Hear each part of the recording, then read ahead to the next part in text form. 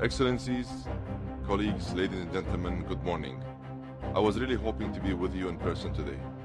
Sierra Week is always that moment where the global energy community comes together to take the pulse of where we are and where we're going.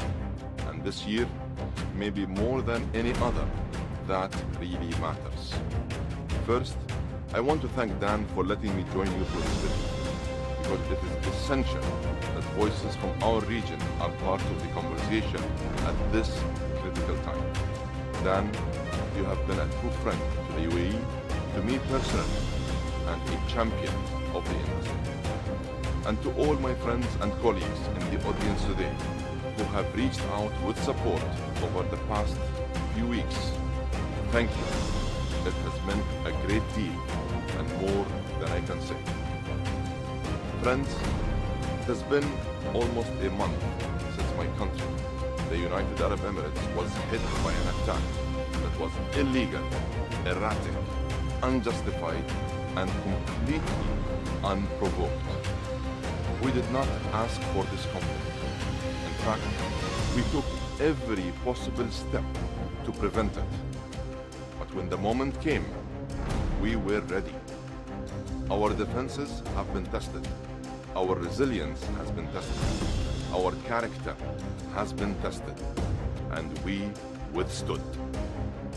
At ADNOC, we took hits that no civilian enterprise, let alone one focused on delivering energy to the world, should ever have to deal with. We are deploying extraordinary measures to keep our people safe and to make sure, as much as possible, every customer and every stakeholder gets what they need.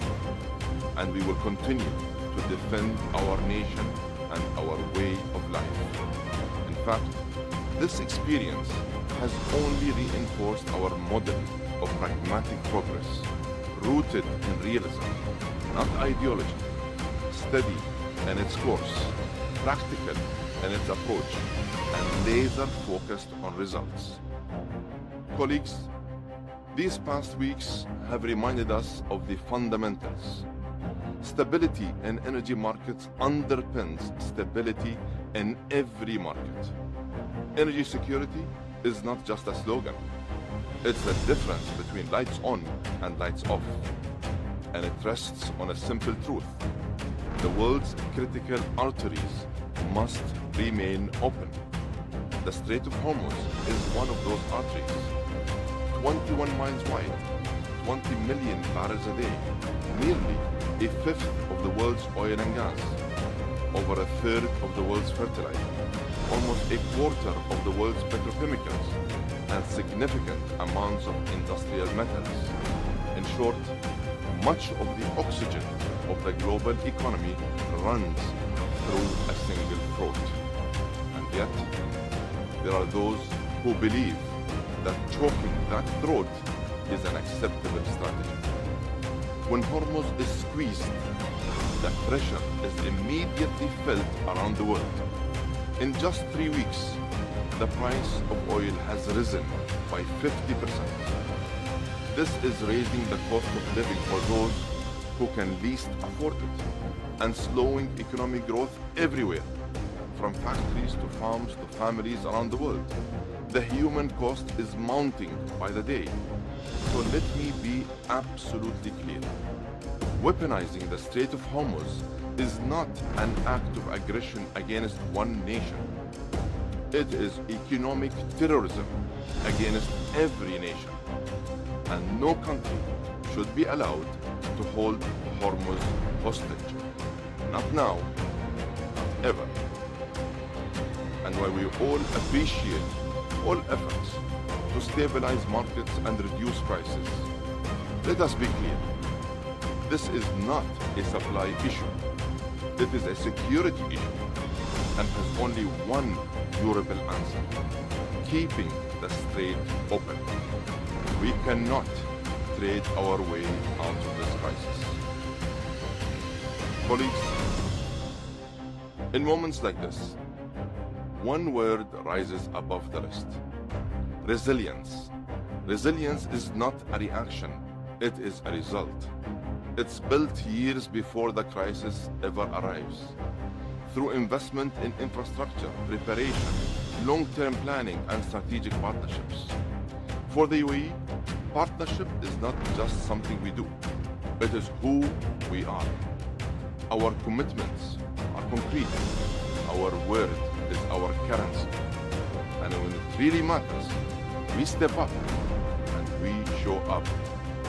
That is why our relationships with all our partners, including the United States, endure. Through ADNOC, XRG, and Masdar, we have already invested more than $85 billion in U.S. energy assets, supporting power generation, advanced chemicals, and jobs across 19 states. The U.S. offers a unique combination of resource depth and investment stability. We are actively exploring opportunities across the whole energy value chain. And we are keen to expand our investments in hard infrastructure from storage to liquefaction to regasification plants. And I want to thank Secretaries Burgum and Wright for their dedication, guidance, support, and partnership. Colleagues, ladies and gentlemen, this crisis has revealed two very different visions for the future. One seeks to promote prosperity, and one seeks to spread instability. The UAE made its choice long ago. We built ADNOC into one of the most reliable energy companies on earth, not because disruption never reaches our borders, but because when it does, we stay the course. That's why we have diversified how we produce energy. We have expanded the routes that connect supply to markets. We have integrated all sources of energy at scale. And we have embedded technology and AI across our operations as the force multiplier that will define the next era of energy. And we have built a global network of partners who believe that energy security is a shared responsibility. Ladies and gentlemen, the events of recent weeks have drawn a clear line in the sand. We can choose to be an architect of stability or a spectator to volatility. And if you believe that collaboration should prevail over conflict, then your place is with us. Stability does not happen on its own. It must be built deliberately and collectively.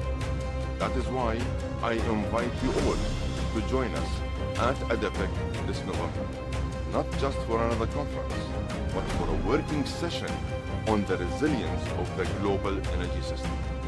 Our doors are wide open. Our commitment is absolute, because energy is not the end goal.